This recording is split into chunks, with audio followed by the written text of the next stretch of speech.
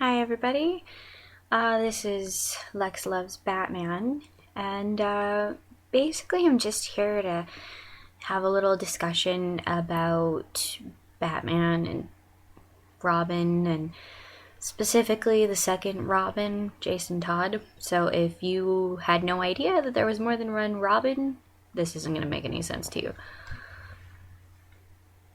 Basically, I I've been going through the Batman community, the Robin community, and I've been seeing a lot of talk about Jason as Robin and as Red Hood and just basically who he was and who he is. And I feel like he's a super underrated character, not as Red Hood, but as Robin, because I feel like everybody thinks that he was a bad Robin. And that's just not true.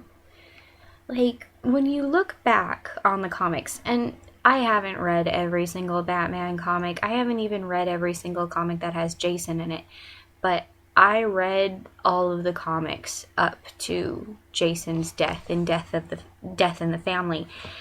And he was not a bad Robin. I mean, he was certainly more rebellious than Dick Grayson had been, and certainly more violent prone than Tim had been. But let's face it, at that point, I mean, even Dick, right up until he left, was kind of getting sick of Batman's crap and had decided to leave because of it. Like, Batman was becoming overbearing. And when he picked up Jason, I don't really know why anybody expected Robin to suddenly become complacent at that point. Like, why did we expect that Dick would be disobedient, but this new Robin wouldn't be?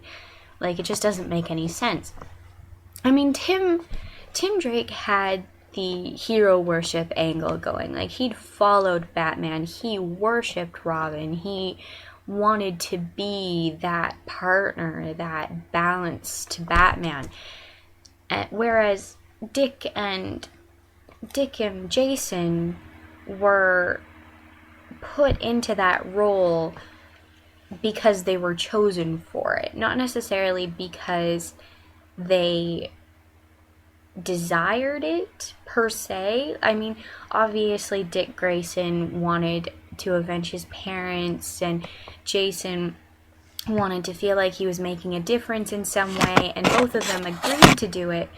And obviously the Robin persona was based off of Dick Grayson's past, but at the same time, it was Batman who chose them. They did not choose that particular role, especially not the near subservience that came with the Robin role. I mean, Tim Drake's Robin was a lot more equal to Batman than either of his predecessors. And I think that is the big thing that people don't understand. I mean, a lot of the people my age grew up with Tim Drake as their Robin. But as far as I'm concerned, Dick Grayson and Jason Todd are my Robins. I mean, Jason... People talk about Jason not having as good of intentions or not being as good of a person as the other Robins, as Dick Grayson and Tim Drake, I should say. I mean, nobody's gonna say that Damian Wayne was a better person than Jason Todd. That's just not true. But I mean, Jason Todd, let's get into some spoiler alert areas here. Jason Todd, up until the point that he died,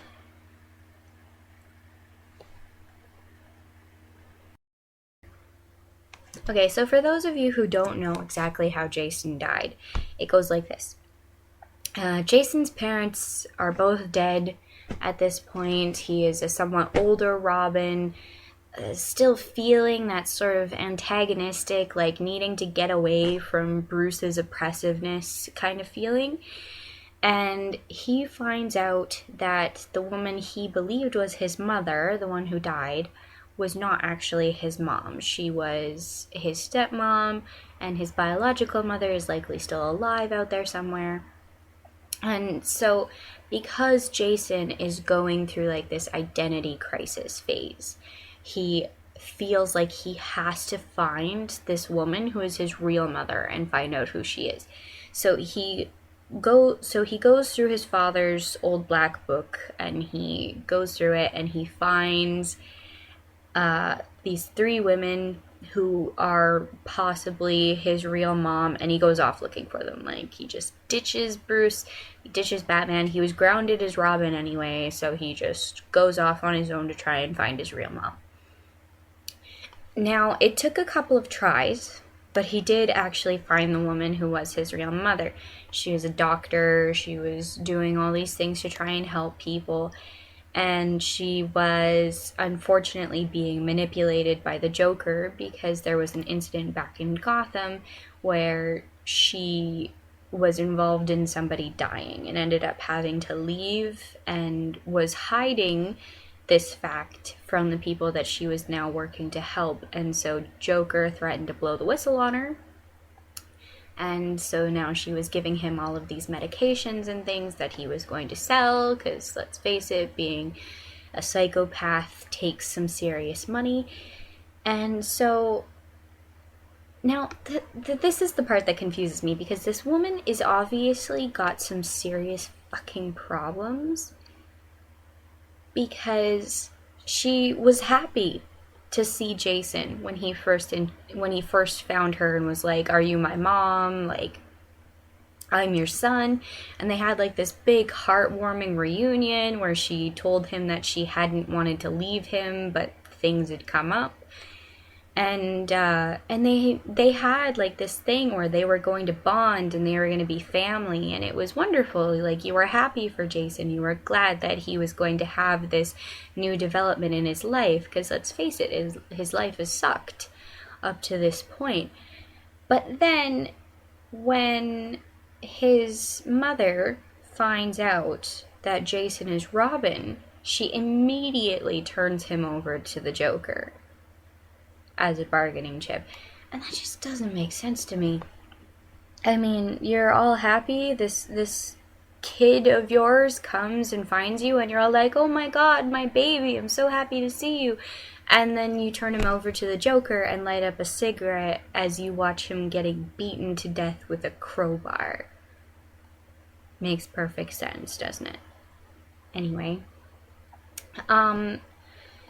then Joker apparently just had like one of his schizophrenic moments and decided that upon finding Jason that he was going to beat the crap out of him with a crowbar for no reason, and then figured out afterwards that, Batman might be a little bit pissed off about that.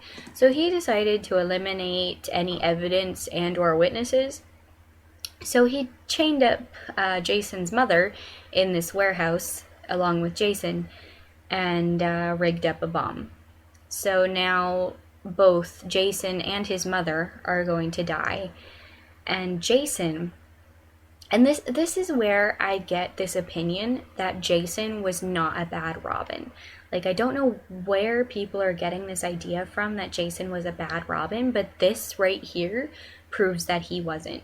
Like, Jason takes his broken, bloody, pulpy mess of himself and he crawls over and he unchains his mother and he tries to get her out.